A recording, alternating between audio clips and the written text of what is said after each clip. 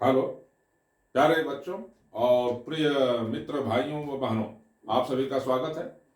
आज के वीडियो में हम हमारी सिलिशियल आर्म यानी हमारी जो ब्रह्मांडीय भुजा है, जिसमें हम अर्थात हमारी पृथ्वी यानी हमारा सौर परिवार स्थित है, उसकी चर्चा करेंगे। और इस कड़ी में हम यूनिवर्स की अरबों गैलेक्सीज में से एक गैलेक्सी जो हमारी होम गैलेक्सी है यानी गृह आकाशगंगा है और जिसे मिल्की वे नाम दिया गया है, जिसका यहाँ पर एक विस्तारित दृश्य लिया गया है। मैं इसकी ओर आपको लिए चलूंगा। सबसे पहले हम अपनी होम गैलेक्सी की संरचना यानी इसके स्ट्रक्चर को जानेंगे।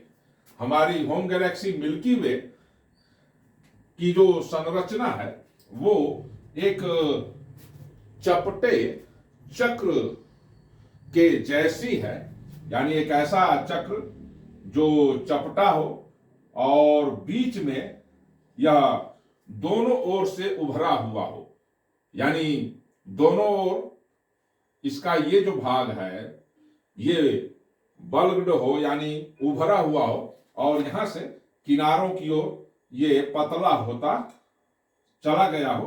ठीक इसी तरह के चपटे चक्रनुमा संरचना हमारी गैलेक्सी की है, यानी डिस्क शेप्ड संरचना, एक डिस्क के जैसी संरचना है। और इस डिस्क शेप्ड गैलेक्सी में तमाम जो है गर्म गैसों, धूलकण और अरबों तारों और उनकी डायरेक्ट और इनडायरेक्ट परिक्रमा करने वाले आकाशीय पिंडों से निर्मित तमाम जो है सर्पिलाकार स्पाइरल जो है आर्म्स यानी भुजाएं हैं। यही कारण है कि हम अपनी गैलेक्सी को डिस्क शेप्ड स्पाइरल गैलेक्सी के नाम से जानते हैं, यानी चक्रनुमा सर्पिलाकार गैलेक्सी।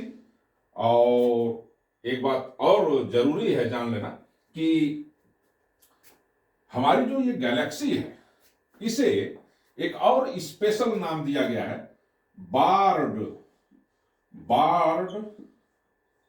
Spiral Galaxy. तो बार्ड स्पाइरल गैलेक्सीज क्या होती हैं, आकाश गंगाएं क्या होती हैं, इसको जान लिया जाए।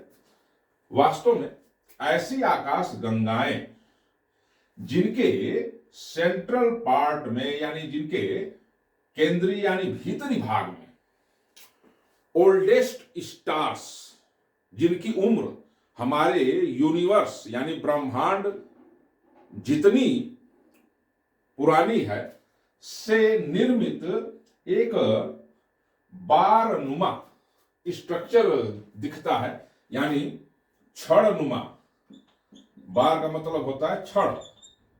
उन स्पाइरल गैलेक्सीज को बार्ड स्पाइरल गैलेक्सी यानी ऐसी स्पाइरल गैलेक्सी जिनके सेंटर में जो है छड़नुमा एक बहुत ही ब्राइटेस्ट यानी बेहद दीप्तमान हिस्सा दिखाई देता है, जो अरबों ओल्डेस्ट स्टार्स से बनी होती है।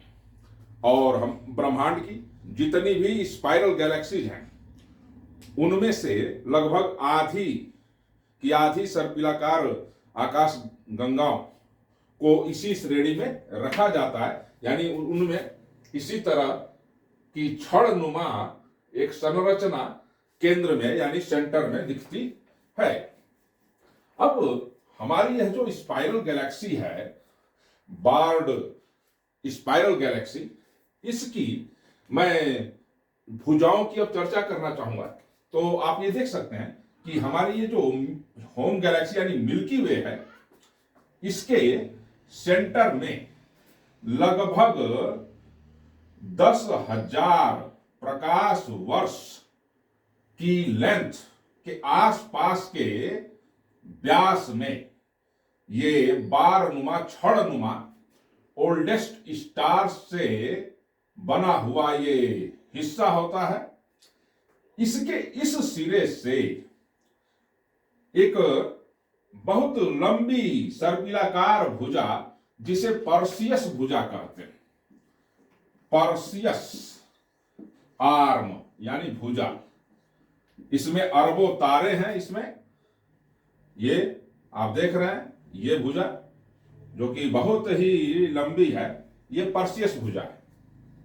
और इस छड़नुमा केंद्रीय भाग के इस सिरे से एक दूसरी जो है बड़ी भुजा निकलती है, जिसे हम स्ट्यूटम सेंटारस कहते हैं। स्ट्यूटम सेंटारस, तो स्ट्यूटम सेंटारस और ये पर्सियस जो आर्म्स हैं, हमारी गैलेक्सी की सबसे बड़ी सर्पिलाकार भुजाएं हैं। ये देखिए, ये पर्सियस सर्पिलाकार भुजा है और ये जो है स्ट्यूटम सेंटारस, ये दो सबसे बड़ी भुजाएं हैं। एक और भुजा की मैं चर्चा करना चाहूंगा।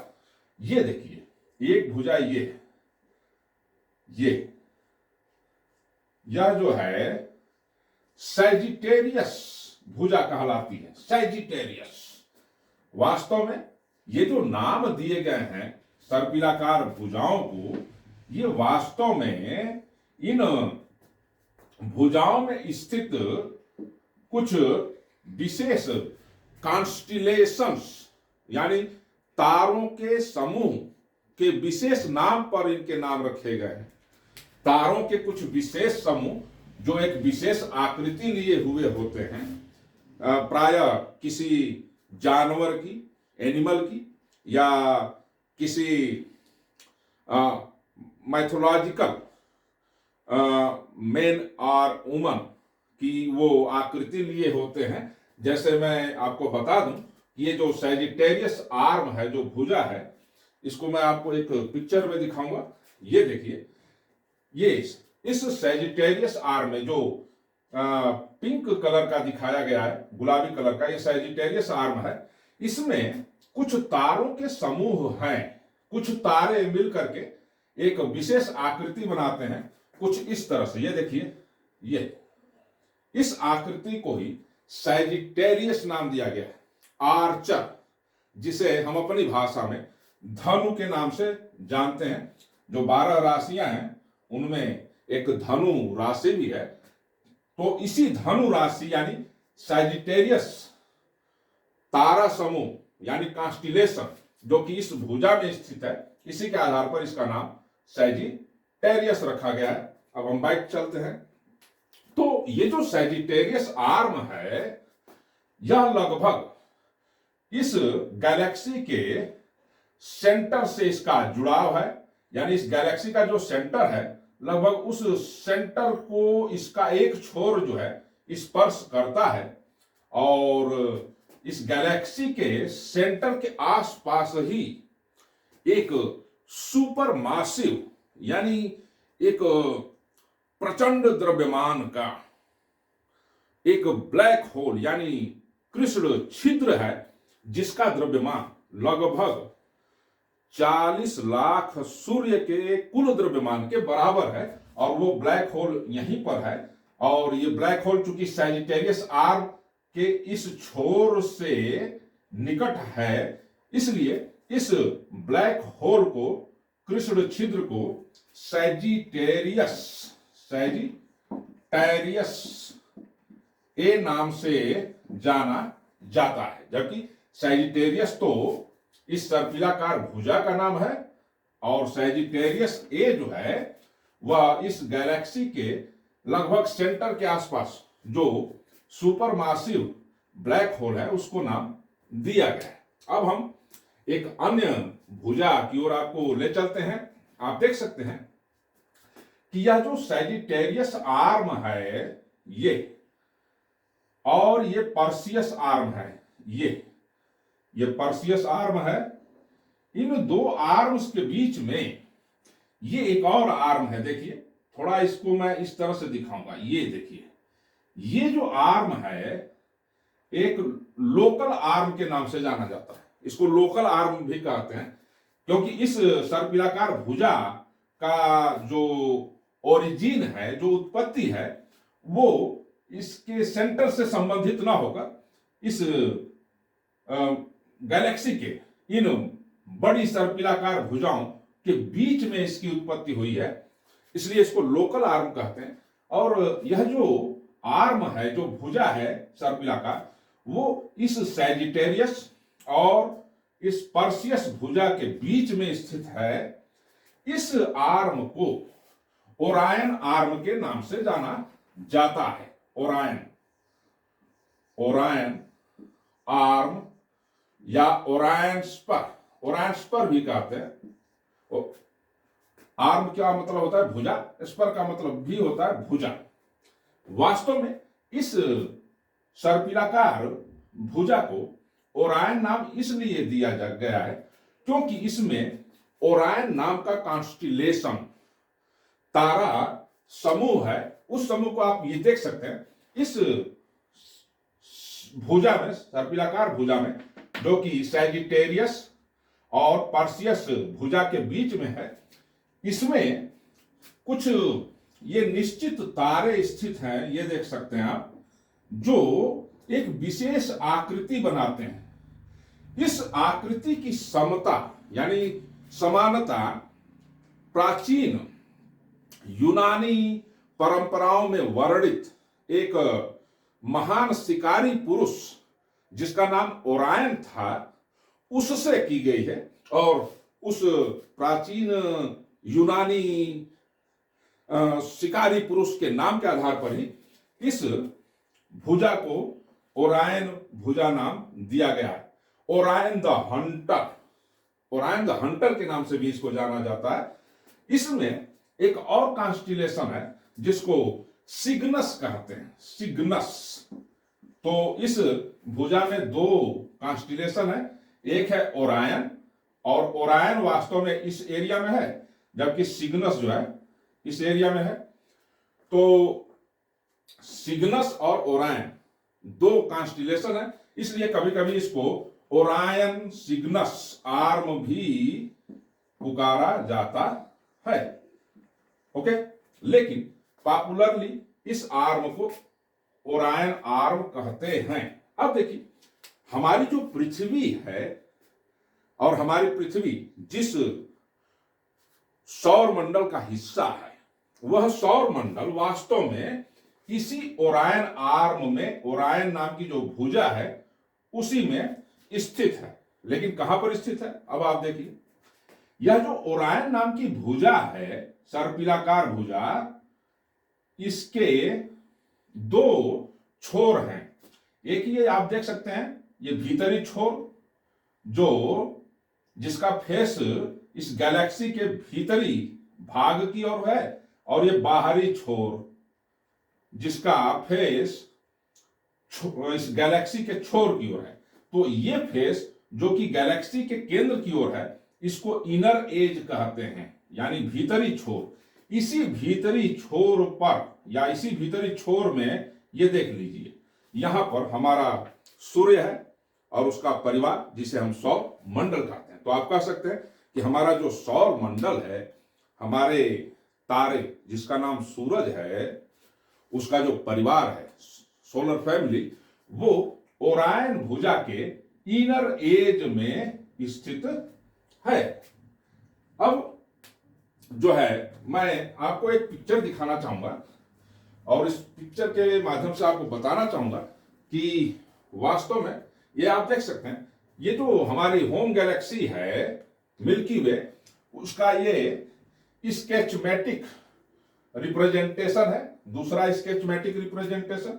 इसमें देख लीजिए, ये जितनी भी इसकी भुजाएं हैं, 4-5 प्रमुख भुजाएं, उनमें से जो दो प्रमुख भुजाएं जो सबसे बड़ी हैं वो हैं, ये देखिए, ये पर्सियस भुजा जो एक बड़ी भुजा है, जो इस बार शेप्ड यानी छड़ नुमा गैलेक्सी के केंद्रीय भाग, जो कि लगभग 10,000 प्रकाश वर्ष के आसपास इसका डायमीटर है उसके इस सिरे से निकली हुई है, और एक दूसरी बड़ी भुजा जिसको स्ट्यूटम सेंटारस कहते हैं वो। तो ये दो भुजाओं को आप याद रखिएगा, आप जो है देख लीजिए। अब देखिए यहां पर जो मिल्की वे का पिक्चर है, इस पिक्चर में ओरायन आर्म को, ओरायन सिग्नस आर्म को यहां दिखाया गया। ये देखिए ओरायन सिग्नस आर्म, इसको ओरायन सिग्नस आर्म इसलिए कहते हैं क्योंकि इस सर्पिलाकार भुजा के इस हिस्से में सिग्नस नाम का तारा समूह यानी कॉन्स्टिलेशन है, और जबकि इस हिस्से में ओरायन नाम का तारा समूह है। तो हमारा जो सौर मंडल है वो इस सर्पिलाकार भुजा के इस भाग में स्थित है जिसमें ओरायन कॉन्स्टिलेशन है। इसीलिए जब कभी भी हमारे सौर मंडल की आकाश गंगीय भुजा की बात होती है तो प्रायः उसे हम ओरायन भुजा के नाम से भी पुकारते हैं। और ये ओरायन जो भुजा है, सर्पिलाकार भुजा, यह देखिए ये पिंक कलर की ये सैजिटेरियस भुजा, और ये जो है हल्के हरे रंग की जो पर्सियस भुजा है, ये यानी पर्सियस और सैजिटेरियस भुजाओं के बीच में ये भुजा है। और आप देख सकते हैं कि जो हमारी ओरायन भुजा है गैलेक्सी की, उसकी उत्पत्ति गैलेक्सी के सेंटर से नहीं प्रतीत होती है, इसलिए इसे लोकल आर्म भी कहा जाता है। लगता है कि इसकी उत्पत्ति इन दो बड़ी भुजाओं यानी पर्सियस और सैजिटेरियस भुजा के बीच में हुई है, इसलिए इसको लोकल आर्म के नाम से भी जाना जाता है। और मैं आपको बता दूं कि हमारी गैलेक्सी में यह जो हमारी स्थिति है, आप ये देखिए, ये जो ओरायन भुजा है, और ये तो सैजिटेरियस भुजा है, ये जो है पर्सियस भुजा है। तो ये ओरायन जो भुजा है और जो हमारा सौर मंडल है, इसके भीतरी छोर इनर एज में जो स्थित है सौर मंडल, वह गैलेक्सी के सेंटर और गैलेक्सी का जो अंतिम छोर है जिसकी लंबाई, या कह सकते हैं कि इस गैलेक्सी की जो त्रिज्या है लगभग 50,000 प्रकाश वर्ष के आसपास है। ओके, और यह जो हमारा सौर मंडल है ओरायन भुजा में, यह गैलेक्सी के सेंटर से लगभग 26,000 प्रकाश वर्ष या 27,000 प्रकाश वर्ष भी कहा जाता है, 27,000 प्रकाश वर्ष की दूरी पर स्थित है। यानी कहने को कहा जा सकता है कि मिल्की वे के सेंटर और इसके छोर के बीच की जो कुल दूरी है 50,000 या 51,000 प्रकाश वर्ष, लगभग इस दूरी के लगभग आधी दूरी पर यानी मध्य में हमारा सौर मंडल ओरायन भुजा में स्थित है।